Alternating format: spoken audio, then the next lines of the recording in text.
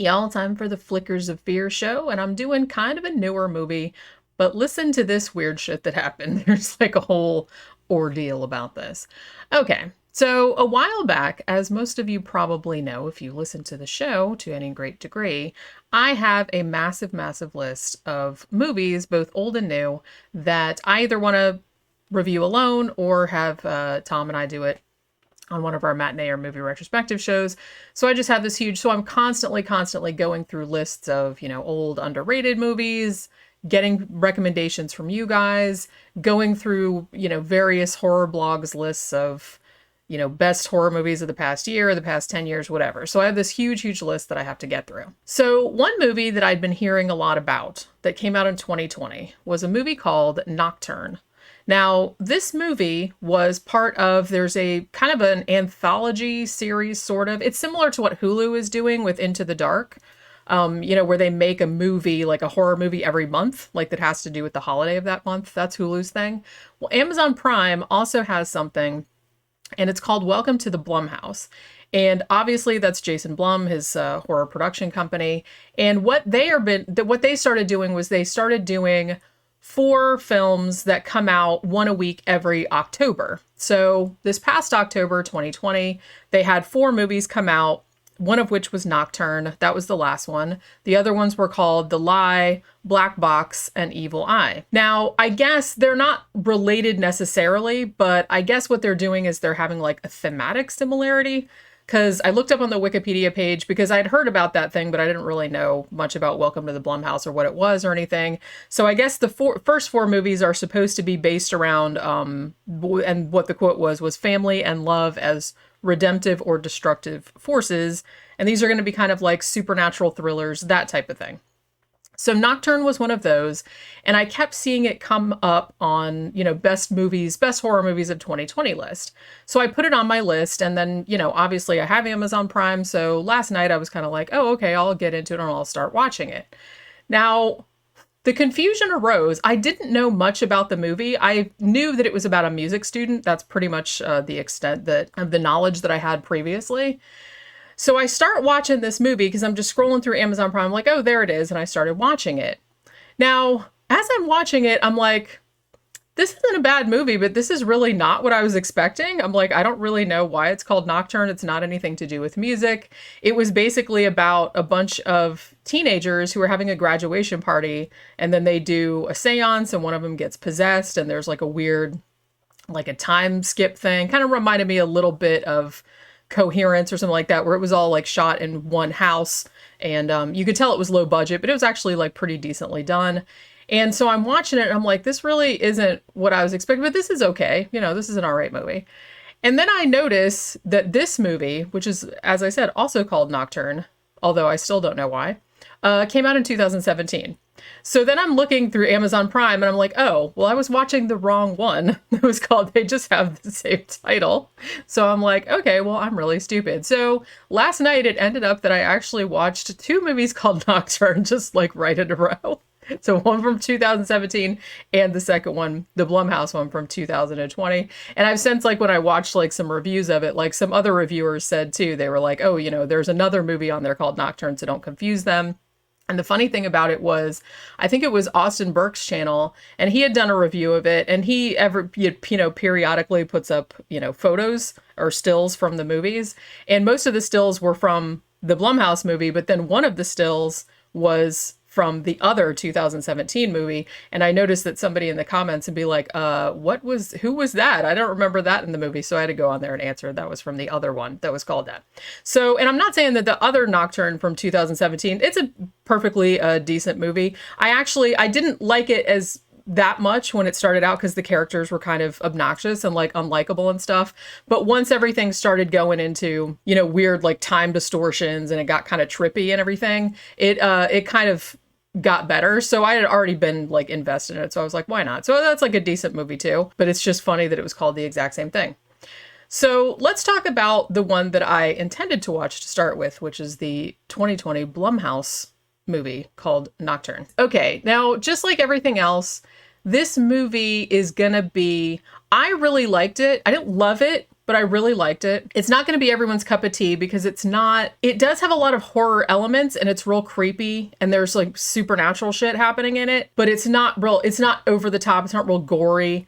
It's a lot of it is kind of like, I don't want to say, it's not like arty farty necessarily, but there is a lot of metaphorical stuff going on that helps if you kind of know, what's behind it. That's all I'm going to say about that. I'm going to try not to spoil it too much, but as I said, it's really hard to talk about movies without saying what the plot is, saying things that happen in it. So, so I'm just like, I'm giving you a warning now. I might spoil some stuff that you didn't want spoiled. If you want to see the movie and you don't want to know anything about it, because like I said, I just went into it knowing it was about a music student and that was about it. So if you want to go into that too, then go watch it. It's on Amazon Prime right now. And be sure to watch the Blumhouse one, although, like I said, the other one's perfectly fine, too. And watch that and then come back and talk about it a little bit. So this movie tells the story of twin sisters. Their names are Juliet, who is played by Sydney Sweeney, she's been in a lot of stuff, but I think a lot of people would recognize her from the Handmaid's Tale series. And she has a sister named Violet, known as V, who is played by Madison Iseman, who I had seen in a ton of stuff. I saw her I think she was in Goosebumps 2, which is the Halloween, haunted Halloween one. I think she was in the newer Jumanji movies. She's been in a bunch of shit like that. So, she's very recognizable as well. So these two play twin sisters, and they're both classical pianists. And they go to kind of like an arts high school. So they're high school students. Now, pretty much from the jump, you can tell that there's sort of a little bit of a rivalry between the two sisters. I mean, they seem very close. They even call each other woomies, like womb mates, you know what I mean? Because they were twins, But the thing about it is that Juliet is kind of the plainer sister and, just in looks, but in personality also. She's very introverted. She's never had a boyfriend. She's, so she's kind of quiet. And her sister is sort of more outgoing. Now, the thing about it, though, is that Juliet is very, very serious about wanting to be a classical musician. But V, her sister, seemingly with not as much effort, is kind of brilliant. So she's the one that gets all the accolades. She's the one that everybody goes to. Whenever they have some kind of big thing to do with the school, it's like, oh, V's going to do it because she's just like this brilliant player. And so Juliet is kind of like feeling like a wallflower or feeling like overshadowed by her sister. So it so happens that at this high school, there's this girl who right at the very beginning of the movie, there's like a short scene at the beginning where there's a girl in a room playing, her name is Moira, and she's playing a violin, and there's all this weird like scratched like symbols and stuff like that on the wall. And she suddenly stops playing and then jumps off a building, like out the window and off the balcony. So she commits suicide. Now, she was like the virtuoso at the school, right? And so because she killed herself, the school decides, well, she was going to give like the lead performance or whatever at this big, shindig or do that they're doing. And they're like, well, obviously she can't do it now because she's dead. So we're going to have open tryouts again for the next like lead performer. So obviously Juliet gets very, very excited about this and then starts doing shit like she finds this book, okay? She finds like this book that belonged to Moira. Like she sort of steals it, but I guess they were cleaning out Moira's, cubby or her mailbox or whatever. And the person cleaning out like dropped it and she picked it up and she was like, oh, score. So she keeps it and she notices that there are these weird like medieval satanic-y kind of things in there, like along with the sheet music. And she notices that as the time goes on, the stuff that's drawn in this notebook seems to have parallels to what is happening to her. And she has like weird nightmares. She sees, the Moira's ghost a couple of times, like in her dreams and whatnot. And, and as this is going on, she's also getting more and more, you could say confident. You could also say cocky.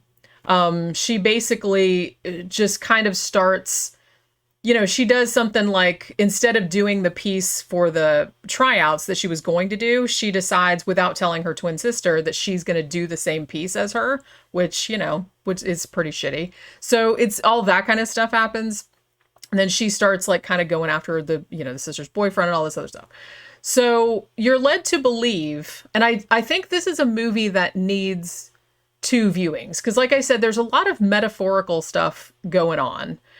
One of the things that's sort of at the center of this, and I think the sheet music that's in Moira's book that has all the, creepy satanic drawings in it, which is like almost like a 6-step process. It's something like, sacrifice, purification, like it all says that kind of stuff. And she's drawn, it's almost like tarot card type of looking stuff. So this piece of music is a piece of music called, I think it's called The Devil's Trill by Tartini, who was a real dude. And the story goes, it's almost kind of like a Robert Johnson, like Devil at the Crossroads kind of story, but it's like I think it's like 17th century. So apparently this dude was kind of like, he wasn't getting the accolades that he thought he deserved. And so he was going to commit suicide, but then he had a nightmare in which the devil came to him and sat on the edge of his bed and offered him, there's like, I will, play you the most awesome song ever. All I need is one soul. So indeed, he did play him this song, The Devil in the Dream. He wakes up, he writes it down, and that indeed was the only piece of music that he was ever remembered for. And I think he did actually end up killing himself later on. So knowing that story, which they do kind of relate, like there's a teacher at the school, Mr. Cask, I think his name is, and he does actually relate that story to the girl's parents at one point. So it's not like you're just going and you're supposed to, just expected to know who that dude is. But it's parallels Juliet's story because she resents her sister because her sister seems to be kind of the golden child, and she doesn't seem to put as much effort, maybe, or at least she perceives that V doesn't put as much effort into her practicing or playing, that it just comes easy to her. And so Juliet, resents that because she feels like she just works and works and works and she's just never as good. So she basically goes down a route of, it's like a Faustian type story, where it's kind of like she will do anything to not just, yes, she says she wants to be great and stuff like that, but it's almost like her main goal is just like to be better than her sister and have her be recognized as being better than her.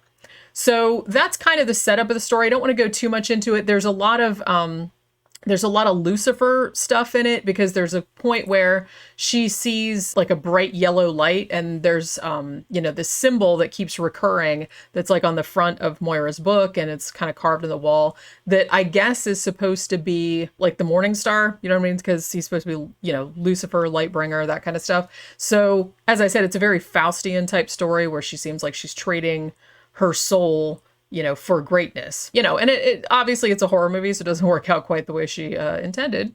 But overall, I really, really actually did like this movie. I really like movies about artists and about kind of the obsession, particularly musicians and stuff like that, but it was like the obsession about it.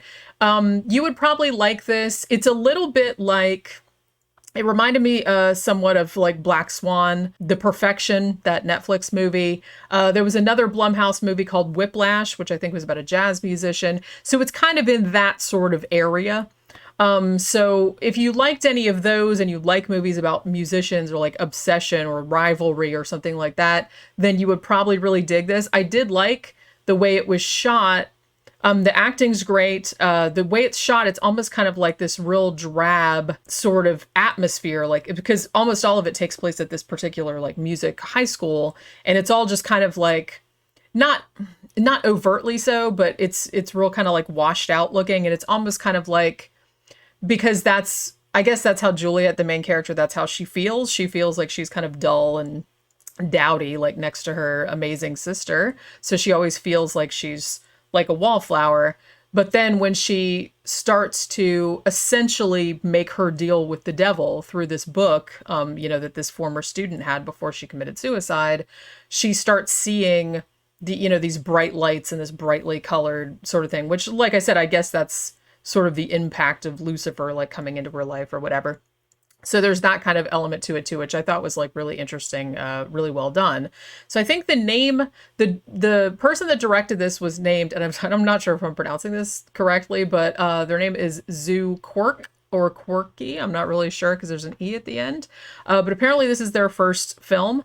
And like I said, I really enjoyed it. I didn't love it, because I think that I kind of wish it had gone a little bit more into the ghosty supernaturally stuff and a little less into I mean I liked the sibling rivalry issue, but I think the whole thing about her stealing the boyfriend and stuff, that could have been shortened or excised or whatever. It's like, it's not a huge deal, but they could have just trimmed that down a little bit. But it was all just trying to tell the story of how she was basically trying to usurp her sister or even become her sister. I guess she was trying to do that too by like taking away everything that was hers so she could kind of, get the accolades she thought were due to her that her sister was getting.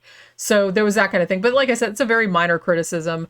It's, it's not super action packed. It's a very dark, like mood piece. So like I said, if you liked The Perfection, if you liked Black Swan, things like that, it's sort of like that, like in the same vein. But yeah, I really, really enjoyed it. From what I've heard, I haven't watched any of the other Welcome to the Blumhouse movies, the 3 other ones. I've heard that the one, I think it was called Evil Eye, I've heard that one wasn't very good, that it was almost like a Lifetime movie, and I haven't heard that much about the other 2. I guess they're doing 4 more like this upcoming October with a different theme. So I don't know, we'll see where, because I really like that idea of them doing that, because like I said, I've seen some of the ones that they did on Hulu, because they, as I mentioned, they have a similar thing called Into the Dark, where they have a new horror movie coming out every month. And I haven't seen all of those, obviously, because it's a lot. But, the ones I've seen have actually been really enjoyable. So we'll see if this is kind of what they're doing. I mean, for a Blumhouse movie, this is actually one of the best Blumhouse movies I've seen. Not that I've seen a ton of those, but, it had more of an artistic sort of veneer to it, not so much, and it is more of a suspense mystery type thing than outright horror, but it does have a lot of creepy elements to it. So if that sounds like something that you would enjoy, then by all means go check it out and tell me what you thought of it in the comments. As I said, it's on Amazon Prime. Like I said, be sure you get the Welcome to the Blumhouse one and not the other one. This one came out in 2020. The other one, which is also on Amazon Prime, came out in 2017, which, like I said, is also a perfectly fine movie, but it's nothing to do with this one. So, don't get them confused. But yeah, so that'll do it for this Flickers of Fear, and I will see you guys on the next one. Bye.